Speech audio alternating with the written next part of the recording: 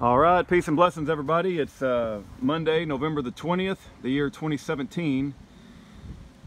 And so that major problem, and it sounded major, right? Every time I'd back up and apply the brakes, it sounded like the rear end was going to drop out. It was a god-awful noise, I tell you. But it was fixed for less than $5.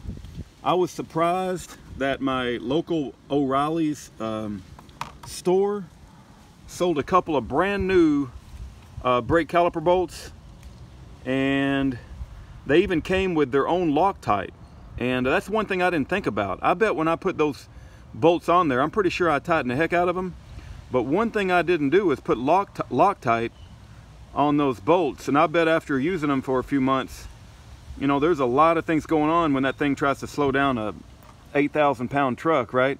So I bought two new bolts. They came with their own Loctite, but also I bought a, you can't read the top of it, but it said Threadlock Formula 245 Blue. Man, I put that all over that bolt, and then I tightened it as tight as I could tighten it. So the two bolts at O'Reilly's was, I think, $2.59, and this was ran about $1.50. So the whole thing was less than $4 or $5, and I fixed a major problem without taking it to the mechanic. And you think the mechanic would have charged me $5 to fix that problem?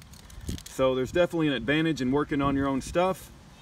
Just remember, when you put in your brake bolt, the bolts that hold your brake calipers, make sure you use Loctite. Incredibly important.